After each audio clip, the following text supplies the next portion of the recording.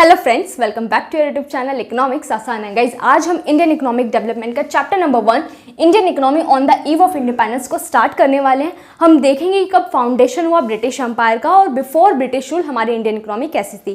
So guys, start करते हैं आज की क्लास और देखते हैं कि कब ऑरिजिन और फाउंडेशन हुआ किसका, ब्रिटिश एम्पायर का।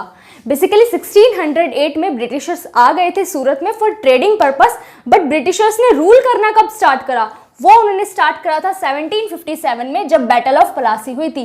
बैटल ऑफ प्लासी किसके बीच में हुई थी? ईस्ट इंडिया कंपनी, जो कि लेड कौन करा था? रॉबर्ट क्लाइव, और नवाब बंगाल जो कि सिराजुद्दौला थे। तो इन दोनों के बीच में बेसिकली बैटल हुई थी और कौन वन हुआ? ईस्ट इंडिया कंपनी वन हुई। उन्होंने बंगाल पे रूल करना स्टार्ट करा। तो यहां से बेसिकली फाउंडेशन हुआ किसका? ब्रिटिश एम्पायर का, कि ब्रिटिशर्स ने इंडिया पर रूल करना स्टार्ट करा और धीरे धीरे धीरे पूरे इंडिया पर उन्होंने रूल करना स्टार्ट कर दिया था। क्लियर हुआ? तो पर्पस क्या था? Purpose of British rule, Britishers India के ऊपर रूल ही क्यों करना चाहती थी? क्योंकि आए तो वो ट्रेडिंग पर्पस के लिए थे ना। फिर अचानक से उनका मन क्यों बदला? अचानक से वो क्यों इंडिया के ऊपर रूल करना स्टार्ट करना चाहते थे? पर्पस क्या था? क्या पर्पस था? To use Indian economy as feeder economy for the development of British economy, कि इंडियन इकोनॉमी को यूज करना है एज अ फीडर इकोनॉमी, ताकि किसका डेवलप हो सके? ब्रिटिश इकोनॉमी का, ब्रिटेन का डेवलपमेंट हो सके। फीडर इकोनॉमी का मतलब क्या होता है? वो इकोनॉमी जो दूसरी इकोनॉमी के प्रोडक्शन को फीड कराए। फॉर एग्जांपल के लिए कि क्या करा था ब्रिटिशर्स ने? हमारी इकोनॉमी को एक्सपोर्टर बना दिया था रॉ मटेरियल का। तो इंडिया से रॉ मटेरियल एक्सपोर्ट होता था। अब कहाँ एक्सपोर्ट होता था? ब्रिटेन में, ताकि ब्रिटिशर्स उस रॉ मटेरियल का यूज करके अपनी इंडस्ट्री में क्या कर सके? गुड्स एंड सर्विसेज का प्रोडक्शन कर सके। तो हमारी Indian economy raw material provide कर रही थी कहाँ? ब्रिटिश इकोनॉमी में, ब्रिटेन में प्रोवाइड कर रही थी, ताकि उनकी इंडस्ट्री उसको यूज करके फिनिश गुड प्रोड्यूस कर सके और उन फिनिश गुड को इंडिया में क्या कर सके? सेल कर सके हाई रेट पर। तो चीप रेट पर इंडिया से एक्सपोर्ट होता था रॉ मटेरियल और हम इंपोर्ट कराते थे इनके इंडस्ट्रियल गुड्स को, और वो हाई रेट पर सेल होते थे इंडिया में। समझ में आया? फीडर इकोनॉमी कैसे? कि हमारी इकोनॉमी फीड कराती थी ब्रिटिश की इंडस्ट्रीज को, क्योंकि हम क्या प्रोवाइड कर रहे हैं उनको? रॉ मटेरियल प्रोवाइड कर रहे हैं। तो यहाँ पे डेवलपमेंट किसका होगा? बेसिकली जितना ज्यादा प्रोडक्शन होता है इकोनॉमी का, उतनी ज्यादा इकोनॉमी की ग्रोथ होती है। किसी भी इकोनॉमी की ग्रोथ को हम जीडीपी में मेजर करते हैं ना। तो जीडीपी क्या? कि जितना भी प्रोडक्शन हुआ है डोमेस्टिक टेरिटरी के अंदर विद इन 1 ईयर, उसकी मॉनेटरी वैल्यू जीडीपी कहलाती है। तो प्रोडक्शन कहाँ हो रहा है? ब्रिटेन में। तो ब्रिटेन का डेवलपमेंट होता, ब्रिटेन की जीडीपी बढ़ती, बट इंडिया की थोड़ी बढ़ रही है। इंडिया तो रॉ मटेरियल प्रोवाइड कर रहा है, इंडिया में थोड़ी प्रोडक्शन हो रहा है। तो उन्होंने हमारी इकोनॉमी को as a feeder economy use करा, ताकि ब्रिटिश इकोनॉमी, ब्रिटेन का डेवलपमेंट हो सके। क्लियर? तो Indian economy before British rule देख लेते हैं कैसी थी, और डिटेल में तो हम देखेंगे कि ड्यूरिंग द ब्रिटिश रूल कैसी हमारी इकोनॉमी की हालत कर दी थी ब्रिटिशर्स ने। तो ऑलमोस्ट 200 ईयर्स तक ब्रिटिश रूल हुआ था हमारे ऊपर, ब्रिटिशर्स ने हमारे ऊपर राज करा था, और 15 अगस्त 1947 को हमें फाइनली क्या मिली थी? इंडिपेंडेंस मिली थी। तो कैसी इकोनॉमी थी हमारी बिफोर ब्रिटिश रूल?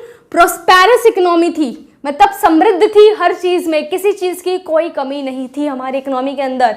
इंडिपेंडेंट थे हम, किसी भी चीज को लेकर किसी भी अदर कंट्री पर डिपेंडेंट नहीं थे, इंडिपेंडेंट थे, सेल्फ रिलायंट थे, आत्मनिर्भर थे, सब कुछ खुद प्रोड्यूस करते थे, किसी भी चीज को लेकर हम डिपेंडेंट नहीं थे। ठीक है?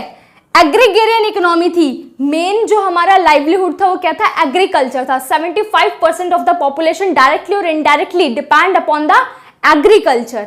तो इसलिए हम बोल सकते हैं एग्रीगेरियन इकोनॉमी थी हमारी। वेल नोन हैंडीक्राफ्ट इंडस्ट्री थी। हैंडीक्राफ्ट इंडस्ट्री वो इंडस्ट्री जो हाथ से प्रोडक्ट्स बनाए जाएंगे। ठीक है? तो हमारी वेल नोन हैंडीक्राफ्ट इंडस्ट्री थी। वर्ल्ड वाइड हमारी बहुत अच्छी रेपुटेशन थी हमारी हैंडीक्राफ्ट इंडस्ट्री की। एग्जाम्पल के लिए कॉटन, सिल्क, टेक्सटाइल हो गया, metal and precious stone works हो गया। ठीक है? क्यों हमारी वेल नोन हैंडीक्राफ्ट इंडस्ट्री थी? Due to reputation of fine quality of material use, कि जो हम प्रोडक्ट्स बनाते थे उनमें जो मटेरियल यूज करते थे वो बहुत ज्यादा फाइन क्वालिटी का होता था, और हाई स्टैंडर्ड ऑफ क्राफ्टमैनशिप, और क्राफ्टमैनशिप जो बेसिकली उसको बनाते थे तो वो भी बहुत स्किल्ड होते थे। तो इसलिए हमारी हैंडीक्राफ्ट इंडस्ट्री की वेल नोन रेपुटेशन थी वर्ल्ड वाइड। क्लियर हुआ?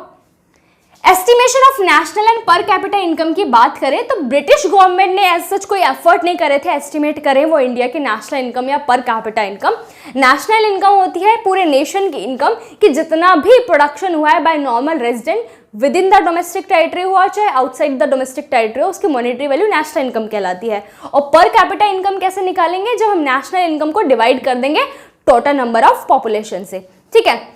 तो उस टाइम पे एज सच कोई मेथड नहीं था नेशनल इनकम को कैलकुलेट करने का, और ब्रिटिशर्स ने तो कोई अटेम्प्ट ही नहीं करा था।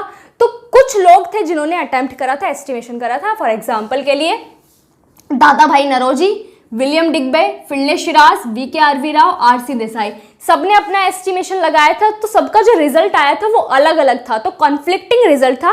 बट ज्यादा जो एस्टिमेटेड सही माना जाता है वो किसका माना जाता है, VKRV राव का एस्टिमेशन ज्यादा करेक्ट माना जाता है। तो ये 1 मार्क्स में क्वेश्चन आ भी जाता है कि किसका एस्टिमेशन ज्यादा करेक्ट था, ठीक है। जो किसका था, VKRV राव, डॉक्टर राव भी बोल देते हैं, ठीक है। अब क्या कैलकुलेट करा था, during first half of 20th century, 20th century के फर्स्ट हाफ में जो हमारा एग्रीगेट रियल आउटपुट था, बेसिकली GDP जो हमारी थी वो लेस देन 2% थी, और पर कैपिटा इनकम थी वो 0.5% थी। तो देख लो कितनी ग्रोथ हो रही है ना। हमारी इंडियन इकोनॉमी की ग्रोथ को बिल्कुल स्टैग्नेंट कर दिया था ब्रिटिशर्स ने। क्यों, क्योंकि वो इंडिया के इंटरेस्ट के लिए नहीं काम कर रहे थे, इंडिया के डेवलपमेंट के लिए नहीं काम कर रहे थे। वो किसके डेवलपमेंट के लिए काम कर रहे थे, ब्रिटेन के डेवलपमेंट के लिए काम कर रहे थे, जिसकी वजह से हमारी इंडियन इकोनॉमी को बहुत सफर करना पड़ गया था, हमारी इकोनॉमी स्टैग्नेंट हो गई थी। तो नेक्स्ट क्लास में हम सेक्टर वाइज पढ़ेंगे, एग्रीकल्चर सेक्टर में, इंडस्ट्रियल सेक्टर में, फॉरेन ट्रेड में, किस तरीके से हमारी इंडियन इकोनॉमी स्टैग्नेंट हो गई थी ड्यूरिंग द ब्रिटिश रूल। बहुत डिटेल में हम इसको देखेंगे। सो गाइज आज के लिए इतना ही, मिलते हैं नेक्स्ट क्लास में। Thank you.